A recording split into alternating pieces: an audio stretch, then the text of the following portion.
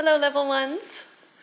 We're doing just a very quick additional core add-on video with just you and your mat. Optional to have the blue mini ball. I know not all of you do, but if you want to, certainly initially we're going to put it under the pelvis and use it for that little bit of nice feedback.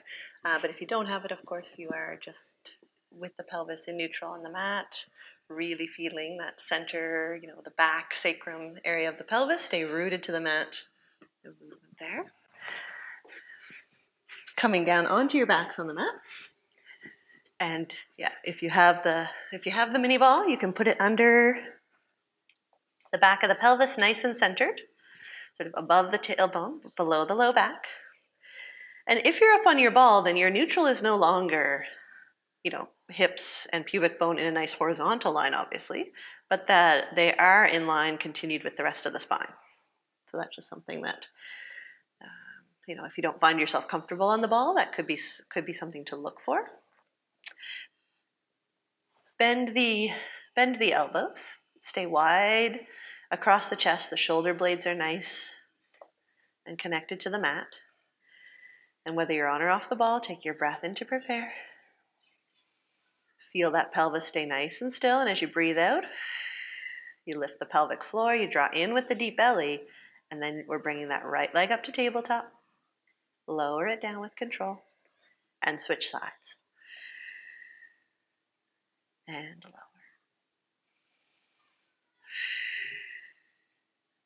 And lower. And what you're looking for here is smoothness in the motion. So when we're first learning this, we're looking to not have any change in the curve of our spine. The pelvis shouldn't rock, sort of tipping back and forward. It shouldn't rock side to side. And to do that, you really need to feel that you pre-activate so that you really lift. For me, lifting the pelvic floor gets that reaction in the deep belly, and then the pelvis stays nice and still while the leg does its motion. If you're good with this and you're feeling like, the pelvis is nice and still, then you're always working to smooth it out a little more and avoid the little shift as you move from right to left.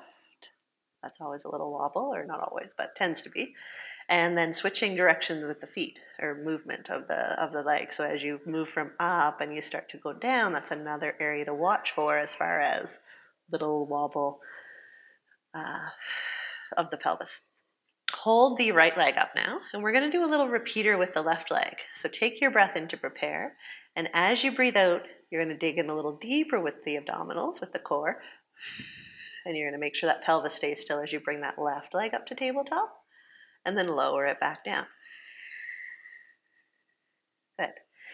And if you can't quite do that whole movement without the pelvis shifting, then on your exhale, just practice lifting the heel and keeping that pelvis nice and still, because it's that lift of the leg. Once the leg's in the air moving, it tends to be a little easier, but it's the start where we tend to have a shift in the position of the spine, or we tend to, have the abdominals bulge a little bit. And you want that spine to remain nice and steady through the whole movement. Let's do one more, this little repeater with the left leg. Lower it down. And then lower the right, and we'll try reverse. So left leg's up in tabletop. On your exhale, bring that right leg up to meet it. No wobble on the ball, or no movement of the pelvis against the mat. Lower it down with control. Right leg again, and lower it down. And again. Lower it down. And last time. Both legs are up in tabletop. Good. We're going to do toe taps here. So your motion is on your exhale. Again, lift the pelvic floor, draw in with the belly. Not so you're holding your breath. You're relaxed in your diaphragm.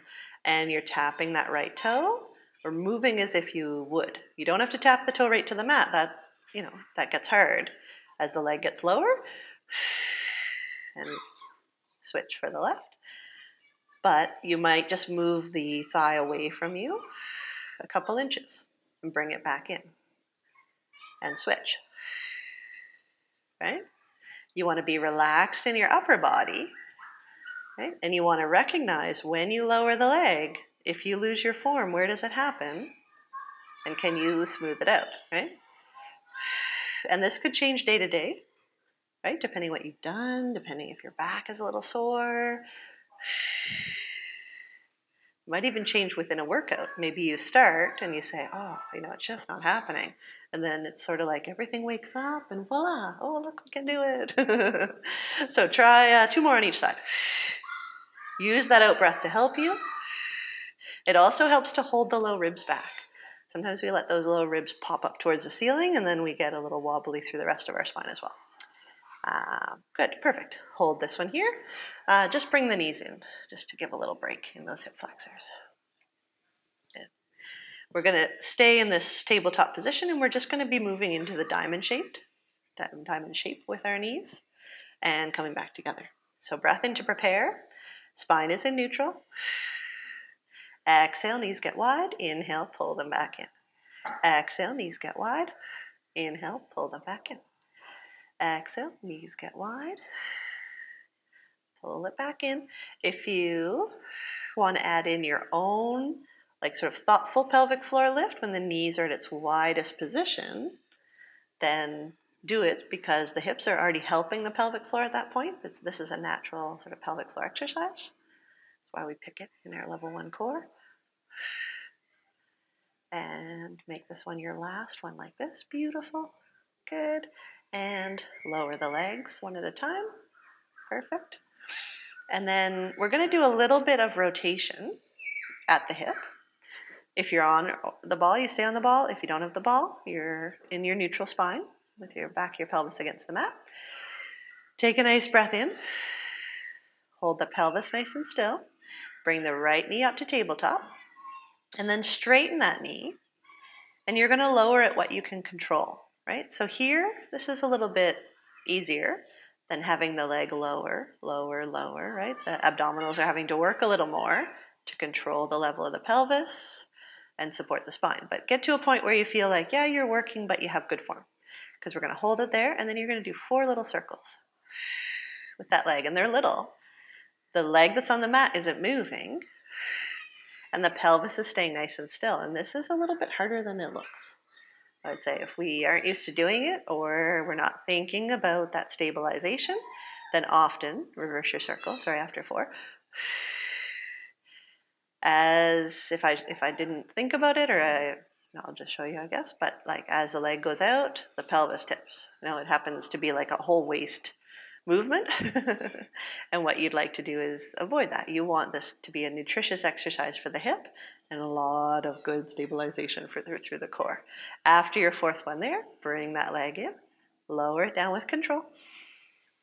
Resituate yourself if you did lose your neutral slightly, and then bring that left leg up to tabletop. On your exhale, straightening the knee.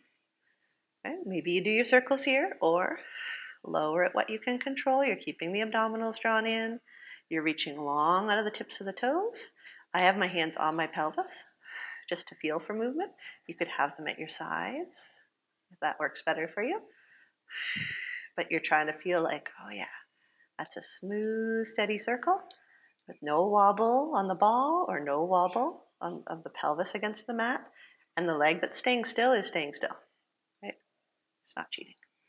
Reverse your circle after 4. Use your out breath where you need it the most.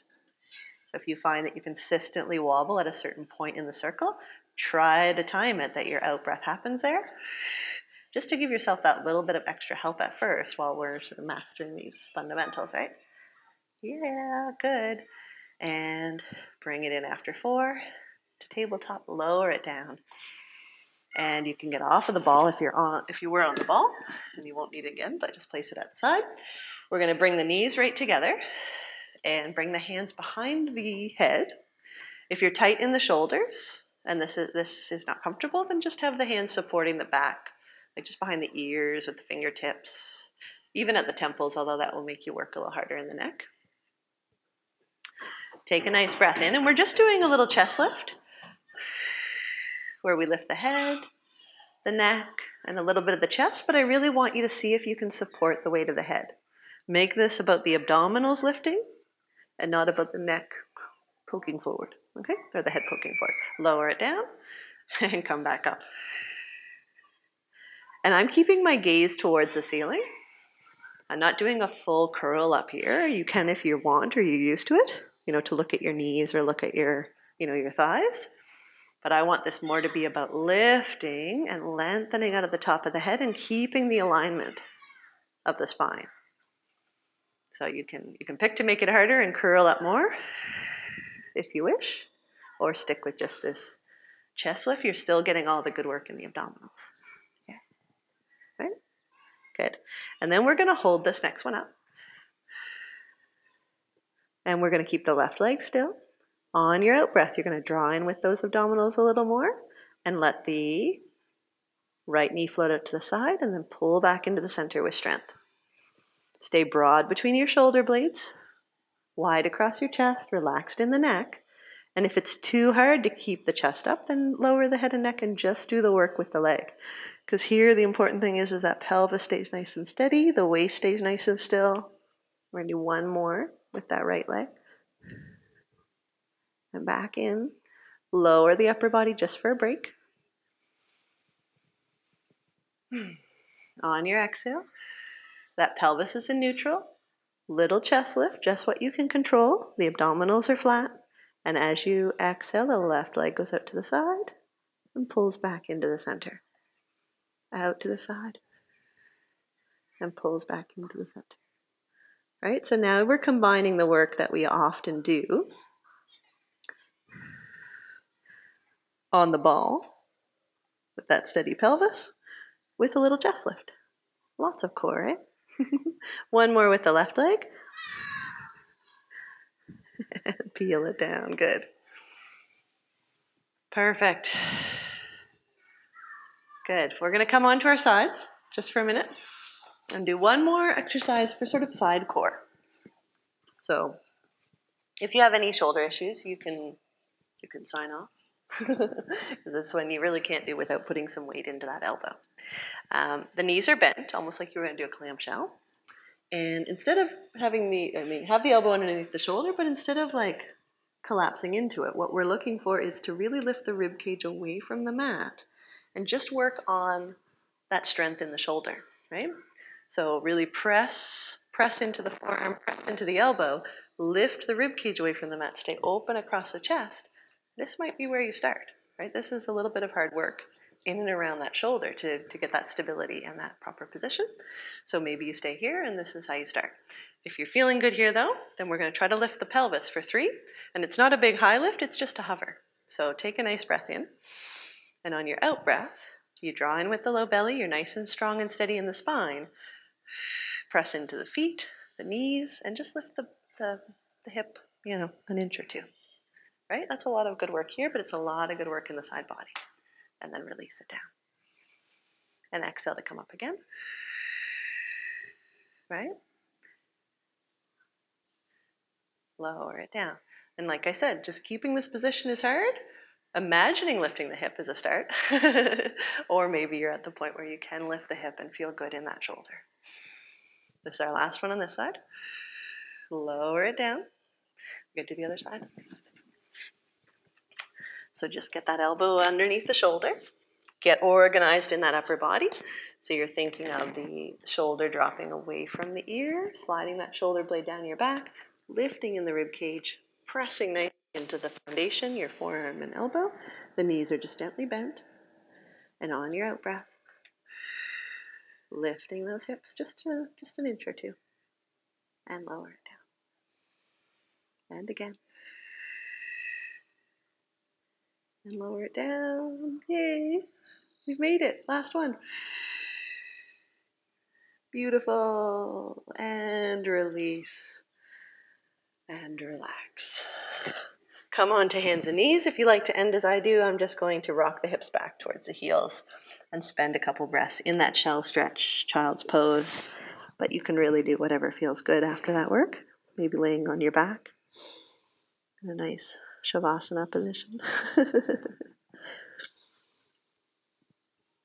And just a couple breaths, taking that air deep into your low rib cage, no wasted lung space. And If you are in the shell stretch, roll it up on your next breath. Come to nice tall kneel. Beautiful. And we'll sign off there. Hopefully you feel a little extra core, a little alive and ready to go be tall and strong for the rest of the day. And beyond, of course. Have a good one, and I'll see you next time. Ciao.